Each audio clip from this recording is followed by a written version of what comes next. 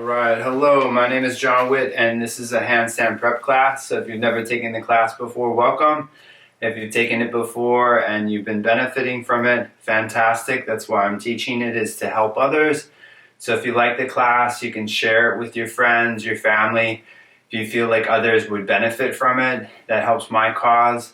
All my classes that I'm teaching live here on Instagram and Facebook, and eventually I'm uploading these classes to YouTube. So if you'd like to subscribe to my channel, it helps, and again, sharing it, it just gets me more people to see what I'm offering in terms of yoga and well-being. All my information is on my website. It's jonwittyoga.com. So you can see my schedule, my weekly schedule. You can see when I'm holding trainings. I work with people privately. That's something that I do quite a bit throughout the week.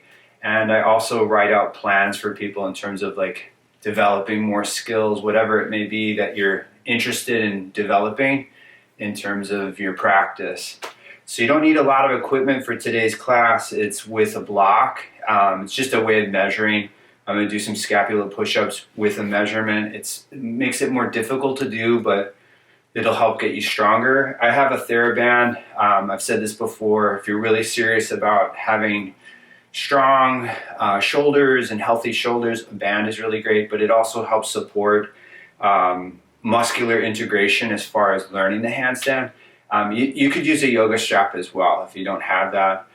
There's ways that you could use weights. If you have a light weight, there's ways that you could really strengthen your rotators to help with, again, the mechanics of a handstand. So how I'm going to start the class is I'm just going to be having my hands on my hips, and I'm going to be moving my hips in a circular motion, but I'm keeping my upper body, my head in one. I'm not moving my head, right? If I did a hip rotation, that's good too, right? It's not necessarily wrong. It's just different. But in moving, I think if you're learning something that you haven't done before, it's highly beneficial. And you don't always have to, again, what's really, really valuable for a while won't be as valuable as much. Like, I love handstands, but at some point it's good to learn other things as well, right? So I'm just elevating my pelvis up and down, just getting my hips to move, right? Just getting my pelvis to move. And learning how to position the pelvis makes a big difference in holding a handstand in the middle of the room, right? But I'm going to be tucking my tailbone underneath, and then I'm going to stick my butt out. I'm bringing it underneath. It's really good for unlocking the lower back, sticking my butt out. And then this posterior tilt is, again, a big part of handstanding. My knees are slightly bent, just more to get more traction through the spine. I mean, you could do it with straight legs. It's just I can get more of a stretch through my back in the posterior tilt. I'm holding the posterior tilt because it's really what you're trying to do. Let's say today I'm going to try to kick up with no assistance of the wall. This can really help in terms of lining yourself up, but also for your lower back. Say you've been doing handstands for a while and your back starts to hurt. You're probably too arched, right? It's a common thing. So I'm just going to go back to having my hands on my hips and just elevating each side of the pelvis. So at some point I'm going to work a little bit on your hips. This is another reason why I'm doing this. But I'm going to come back into the middle. So I'm going to do some arm swings. So my feet could be lined up as I have them. There's just neutral. But I'm taking my arm up and I'm turning my body as I move my arm through space. So if you've never done these before, move really slow. You don't have to move as fast as I am. But as I'm moving my arm, again, you'll notice that my body's turning as the arm goes back. So if I brought it forward, which I'm doing now, you'll notice that when it's back here, then I'm turning forward, right? And a little bit of speed can be really nice in loosening up the shoulder as you get used to it, right? I'm just going to do the other side. So I'm taking the left arm back, rotating the chest. There can be some rotation in the pelvis as well. Just as if you recorded yourself walking, you'd be like, either your pelvis is moving or it's not. And if it's not moving, I would retrain my pelvis to move as I walk because it's going to help you with your walking. So now I'm taking it forward, again, back is I'm rotation, and then forward. All right, and then I'm going to do something some of you might not be able to do, but I'm taking the arms up these windmills. My right arm is back and my left arm is forward. All right, so notice how my pelvis is moving and my chest is moving. And I'm just so I have enough space, but if I was really close to the wall with either arm, I wouldn't want to touch the wall. So I'm going to take my right arm forward and my left arm back, or my left arm forward and my right arm back. So back, right? Just getting the arms to move. Very good for the shoulders.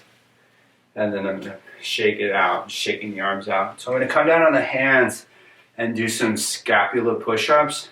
I'll do a little bit of plank and then walking back. I'll warm up the hands and stuff like that. But just giving you a little bit more active stretching of the hands, I think is good. And I'll do, your standard kind of wrist warm-up, which is a big part of a handstand practice. But just come down on your hands and knees. Have the hands just underneath the shoulders. And turn the hands out and protract the shoulders and just kind of move the weight around in the hands. Feel the hands, the wrists today. Feel what actually needs stretching more, right? Because one hand might be tighter today, that's common.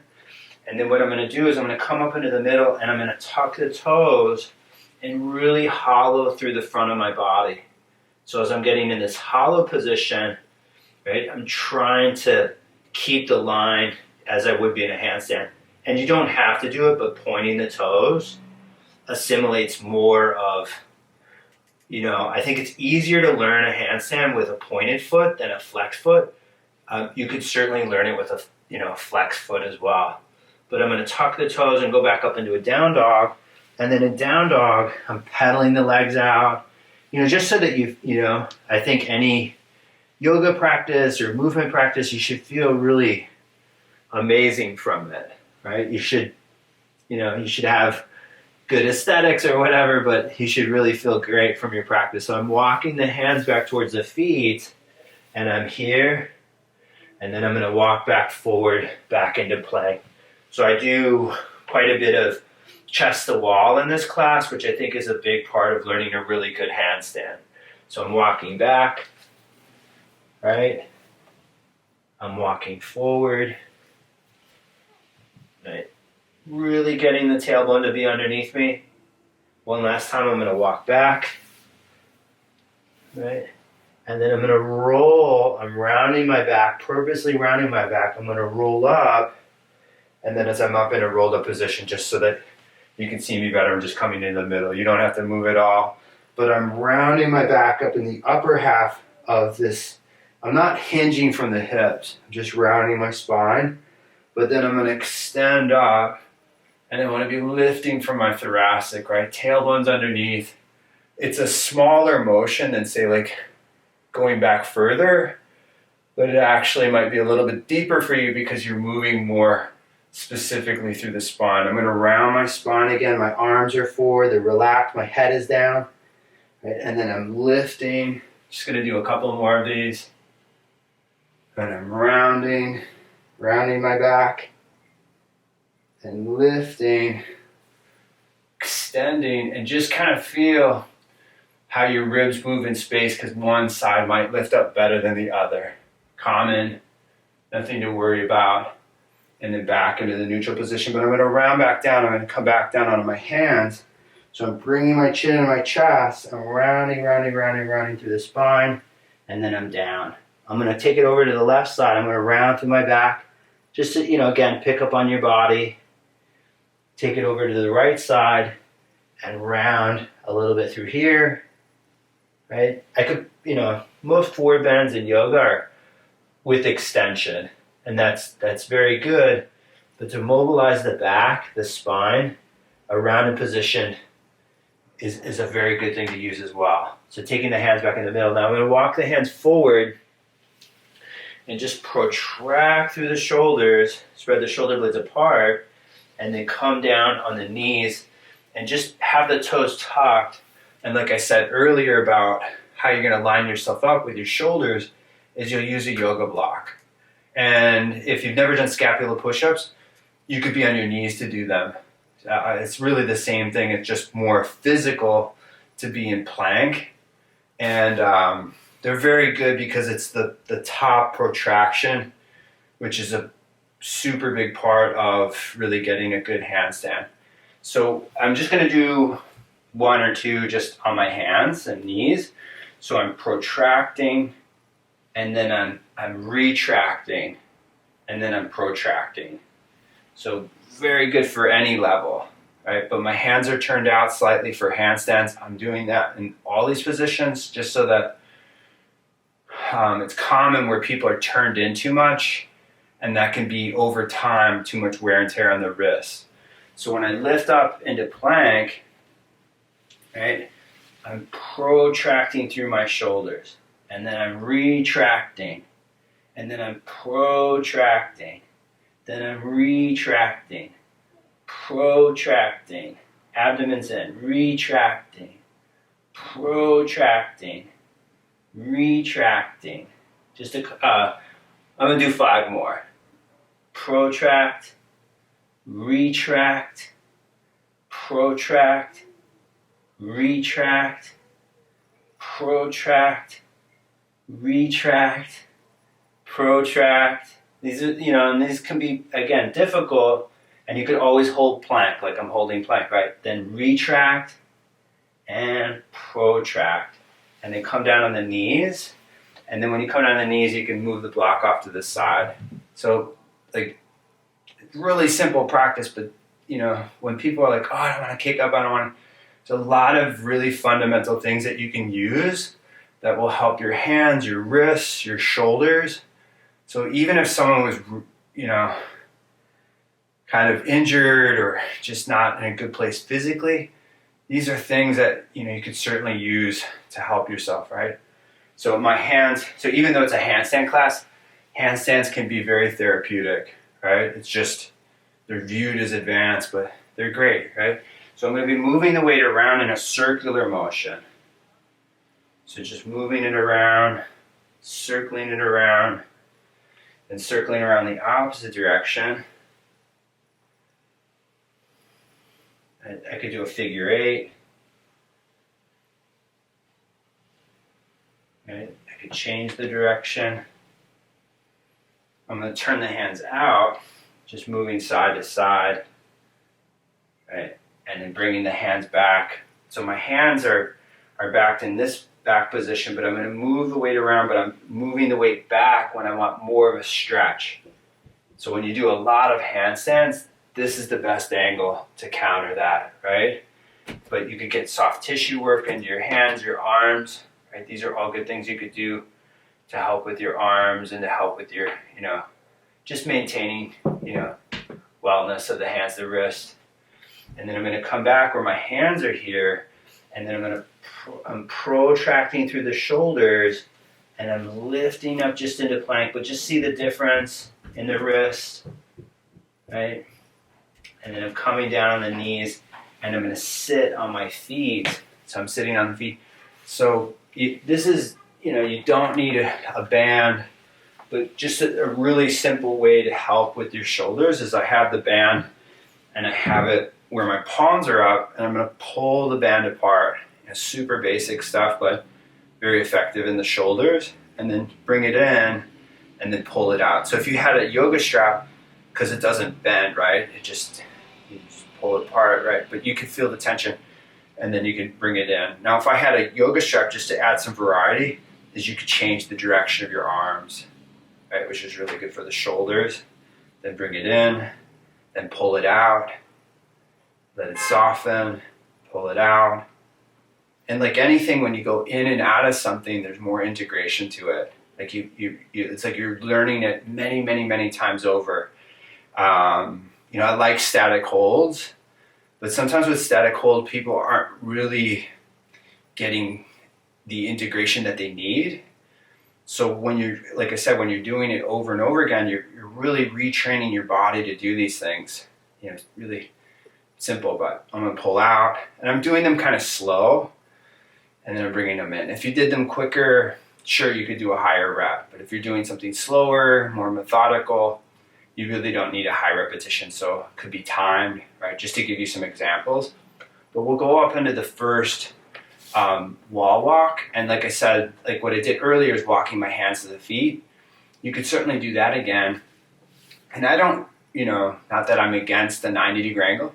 That's a great way.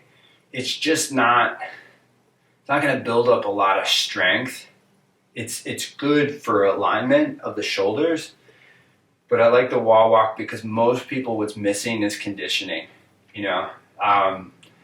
Years ago, yoga used to get a bad rap because it was too like calisthenics or whatever. But if you're missing conditioning, in your practice, it's good to use, right? And that's why I'm using it. So I'm going to walk back up to the wall. I'm walking up, tucking the toes. I'm in a down dog, right? I'm pushing back, but just for a moment, protract the shoulders. Feel the difference. Turn the hands out. And if you've never walked up the wall, just walk up some of the way. Don't get trapped. I say this almost every time because, last thing I want someone to do is get hurt. So when you can't walk any further back, walk back out, right? But I'm not going to hold it because that typically takes a lot of strength. I'm just going to walk back and forward, right? So I'm walking up. As I walk my feet up, I'm pressing through the hands. Right? I'm probably about 6-8 inches away from the wall. Keeping the ribs in, and then walking back out. And then just pausing. Being in a forward bend is very good. I'm going to walk back up. I'm going to do 3 of these. So walking up. And, if I'm measuring myself at the wall, it's my toes. And just my toes. I don't want my ribs at the wall. So I'm going to take it back out. And then say you're wasted, you're tired, right? Then you're done, right? You don't want to do too much. But if I still have more, I'm going to do more. What you could do is clusters, is you could do like 2 or 3. Say you got a number. I think a beginner number is good, like 10 to 15 is a good beginner number. In terms of volume, total reps, and you could block them off and keep doing them. And if you really need a lot of rest, you rest like 2-3 minutes between the exercise. I'm going to go one last time. So as I go up, I'm pushing, and it's actually easier, like with a lot of things, if I go fast. If you really push like I just did, it's actually a little bit easier. So use your fingertips, keep your ribs in, and walk back out. Okay. And as I'm in a forward bend, I could be squatting as well. I'm going to come just into a crouch position. So if you can't squat, crouching is really, really great. It's a very good thing. And crouching might actually be better for your back initially than a squat. Not that I love, squatting is a fantastic thing to use. It's just, a lot of people, especially women, from high heels, it's very difficult to squat because your foot loses that. That's why I believe in a minimal shoe. You don't always have to use a minimal shoe. Like Lems is a good brand, Vivo Barefoot's a good brand, Zero, these are all great shoes because they're very wide in the toe box. And they're just a good shoe to help manipulate it's really the tissues for most people and the ankles that lose that dorsiflexion that you can't squat. But elevate your heels if you need to. But I'm going to come back up into that forward bend, and I'm just going to move the weight around a little bit, just changing my angles, and I'm going to round up, so rounding up, rolling myself up, and then I'm in a basic standing position. So I'm going to use the wall. This is a very good stretch for the shoulders. So for people that, and I struggle with this too, like creating a better line and angle in handstand. For me, it's all been my chest and my shoulders. And that's partially why people sway, right? They have that sway in their back, or some people call it like a banana back, right? So you basically bring your hands at the wall, and they're, about the height of your shoulders, could be higher or lower, right? But I'm going to step back, and then as I step back, it's like kind of a really long down dog. And then as I'm here, there's more weight here than, say, like doing it from down dog. There's more isolated weight in the shoulders. So my hands are turned out, I'm keeping my ribs in, and then trying to make it more and more specific in adjusting, for you, or, it's really common. The last piece will be like getting that shoulder alignment where the shoulders sit nicely over the hands. And that's when it will really get more efficient. Like handstands in some ways are more efficient than, say, plank or push-ups, right? They're easier once you get the alignment, and once you really know how to push through the hands. So we're going to come back down on the hands, and I'm going to do just some more scap push-ups. I won't do as many. So what you could do is you could do drop sets. So I did 10, I believe, something close to that. Then you could do 8, 6, 4, 2, that type of, ladder. And that's a great way. But like I said, it could be, if you don't get to 10, you could consistently do 2 or 3, but you would just do more sets, right? So you get more time in it. If you do have the TheraBand, I'm gonna do them where it just adds more resistance. So if I just had a flat strap of TheraBand, you could just wrap it over the shoulders, and then the band, your hands are over the band, but with this loop, stretchy band, right? I can hook my thumbs, and then it can really work, and it won't slip off. But again, you don't need this. You could use a yoga strap. Probably would. You could hold the top position. If I had a yoga strap, I would just hold the top, right? Protract and hold your plank. That's something that I'll use in a different class because I don't have a yoga strap. But I'm gonna push. I'm gonna push through, and with the TheraBand, you gotta be, careful that it's low enough because it can slip off. Not that that would hurt you, right, if it hit you in the head, but I'm protracting my shoulder, or I'm retracting my shoulders, and then I'm protracting. Then I'm retracting, right? Protracting, retracting, protracting, retracting, protracting, retracting, and then protracting. And then, the big thing, again, with yoga, or not the big thing, but people are like, it's hard, right? Well, life is hard, and life will only get more difficult.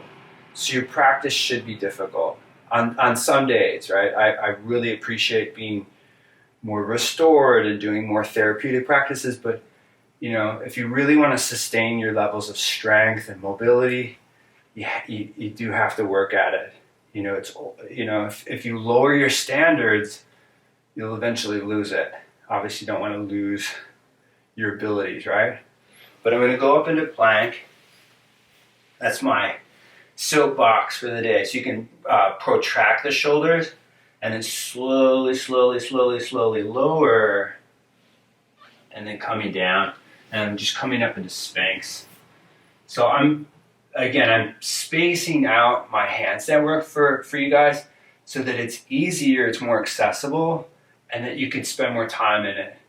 But when you get stronger, this practice could be 20 minutes. Like bam, bam, bam, bam, bam. You can really get into it. And that's great because then it's more time efficient and you can get much stronger and just as good of results. So I'm looking over the left shoulder. Because you don't always have 45 minutes or 60 minutes to practice. But if you spend, a really consistent amount of time in the chest to wall, like as an example, right, you can build up a really good handstand. So I'm going to look over the right shoulder. I'm looking center. I'm just moving the weight around just to get more balance. Because you'll feel that one side is tighter. I certainly feel that. So I'm coming down on the hands. I'm going to curl up into a low cobra or something higher, and I want to get my glutes to fire. I want them to work so that, right, I'm getting the traction through my back, and I'm getting more specific into my upper back. And you could stay up, right? I'm going to come down where I'm bringing my abdomen down, and then just where my ribs meet, I could stay here, right? Just see what level's best for you today, and then I'm coming up. You know, as an example, I'm just coming up just so that you have a visual, but you know, you don't have to come up as high as I am, right? And then I'm going to sit back onto my toes, right? And I'm going to sit here and be upright. And say, this is really, really hard, right? You just come out and you sit back on your feet. But go back into it. That's the thing, is that people don't spend enough time on what's difficult. They're just like, oh, I'll just avoid it. And if you avoid it, well then you're missing out on what could be potentially better for you. Like for instance, people they won't fully do like a good push-up, right? They'll compensate it, they'll favor it in some way. And by favoring it, then things kind of get a bit sloppy. And then if they get sloppy, then you're always favoring that one side, right? So you really want to get more, you want better form and less repetitions initially, but then over time, right, repetitions are really great. Like if you study or are familiar with like gymnastics or parkour, right, there's high, or capoeira, like these are really, really high, many repetitions of doing something. And that's what makes them so resilient physically. And it's so good for you mentally. So I'm going to come up onto my hands and my knees, and I'm going to take it up into down dog. And then as I go up into down dog, I'm going to come forward and through into an up dog. So move through your arms, elevate your chest, and then pull back up into a down dog. And then I'm going to come down onto my knees. So I'm going to do the second wall walk, and that's going to be where I'm going to hold it a little bit longer. I'm going to time it. I'm going to do it for 30 seconds each. I'll do it for 30 seconds. We'll squat for like 60 seconds, something like that. And then we'll go up and we'll do it again. But it's, if you don't have that after the 60-second squat, you could do plank, right? So I'm going to go just so that I have it timed, just so that we're a little bit more realistic with the time. So I'm walking back up with my feet. All right, and then once I walk back, I'm going to hold this position here for 30 seconds. So keeping the ribs in, move the weight around. If it's really hard, don't push all that hard the whole time, right? Because you could burn yourself out. Like you could be like, oh, I'm gassed, right? So just, if it's difficult, push as much as you need to, right? We're almost there. Keep the ribs in, really push, and then walk the hands forward, right? Walking out and walking forward. And the reason you want to do it something like that is it's really going to teach better alignment. And I know people they're like, oh, well, I can hold a handstand by kicking up for a minute or longer. And if you took a photo of yourself, well, the reason you can hold it that long is because your alignment is skewed. And it's not about just being picture perfect, but if you're really off in terms of your alignment, so I'm in the squat or I'm crouching, and I'll be here for another 30 seconds, right? Relax. When you do it like as I'm doing it, this is a structured way to really get closer to what it is that you want to achieve is better than like freestyle type of practice, like where it's kind of random, and that's good. That's good, but if you're not really inching closer to your goal, whatever the position is, or movement, you want to be a little bit more structured with your practice. So I'm going to go up again another 30 seconds.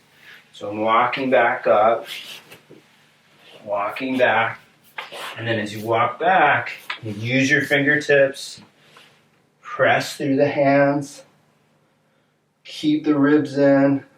If you really want to get something to the wall, you can try to get your nose to the wall or forehead. Not that that's important, but it shouldn't be the ribs. Get the glutes, activate the glutes. Got about 10 more seconds. Just want to be honest with the time for you. Move the weight around if you need it. Shift the weight to one hand. Move it back out. All right, and then come back into a squat. So back into just a basic squatting position. You can open and close the hands. So if your arms are just really tired, they're just pumped out, everything is just kind of tight, you could certainly stretch them out, or you could shake them out if you really needed to.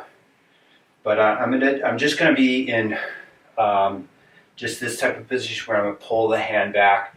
So just to give you some variety, and just so that maybe the floor isn't really the best way for you to stretch out your arms, and you don't always have a floor, but I'm still active through the hand, and I'm pulling the hand back in space.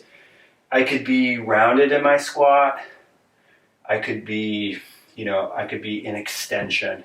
So if you have a herniation, a history of herniation, you want to extend, right? And then as your back gets stronger and healthier, it's good to round too, right? I'm just pulling back. But, as your hands get healthier, you might notice that the hand that really used to give you trouble is already, becoming better and better, and it's not so troublesome for yourself. So I'm going to come into a forward fold.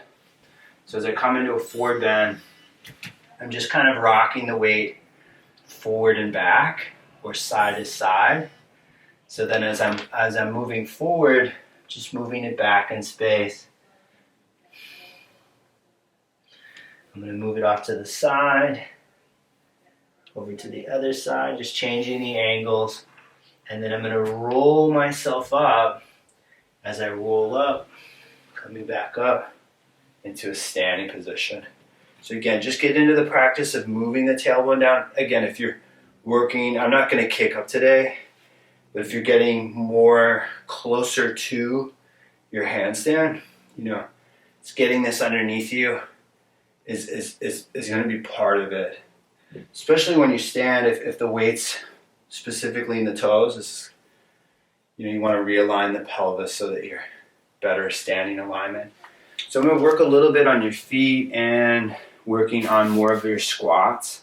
So just like a series of positions, but something you could use for a warm-up, or just generally, like I mentioned before about conditioning. So I'm just going to have, if you need padding for your knees, you could double up your mat. I'm not going to use anything, but you could flip it over. You want it to be soft, and say, because I'm going to do these full squatting positions, partial range of motions could be like really, really better for you. I'm going to do a full kind of series just to give you some variety, but don't obviously go out of your capacity, right? So I'm here, and I'm lifting the heels, just sitting down, and say this was my range of motion. Well, then I come up, right? But I go up and down until my legs were tired, and you could keep a count or whatever, right? But I'm going to come down, slowly coming down. As I come down, I'm going to bring my knees down, nice and light, right? And then I'm untucking the toes, and then I'm sitting on the feet, right? I'm going to go back to tucking the toes and have my hands out in front, and then I can pick my knees up. So the further your hands are forward, the easier it is you can pick up your knees.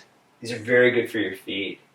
Good to spread out the toes. Again, especially if you have to wear a narrowed toe box, again, like high-heeled shoes.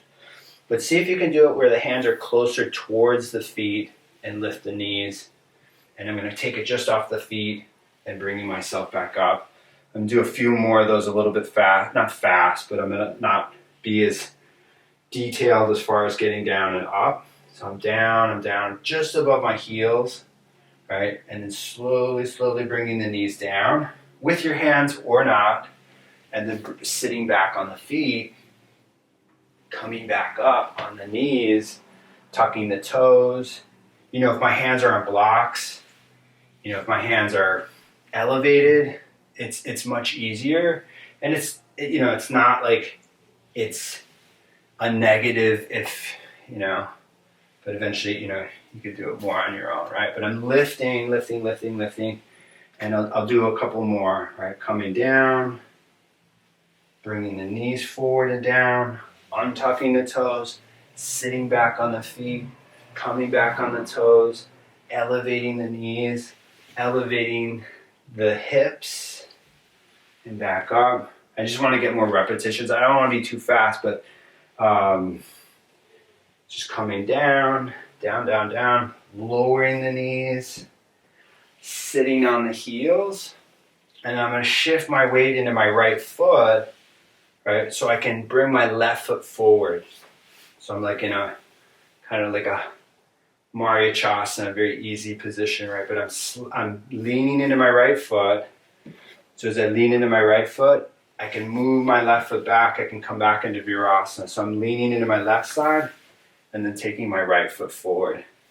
So from the back, I'm here, I'm leaning into the right. You know, I'm using my arms if I need them for balance, right? So it's good to move in and out of these positions, as opposed to it's good to sit in them statically too, right? But as they get easier, it is good to move through them, right? And of course, a really soft surface is great. So just adjust the hips a little bit more because I'm faced this way. I'm going to shift my weight into my right hip and sitting down like a mermaid or whatever. Yoga, this is used as a twist. But I'm lifting myself. Use your hands into the floor and then shift your weight into your left hip. And again, it's like sides will be tight. One side will be most likely significantly tighter than the other. I'm going to lift myself up. I'm going to shift to the right again.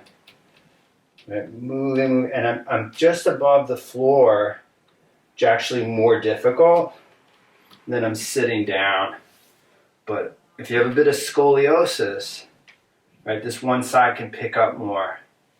So I'm shifting one last time to the left, sitting down, and things will loosen up. It'll just be easier to move in life, right? So I haven't, you know, I'm going to sit up. I'm going to sit cross-legged. So I have ideas for this class. I mean, I like that it's a handstand prep class, but I also like that it could be more. So I'm thinking of maybe having like just a general movement class.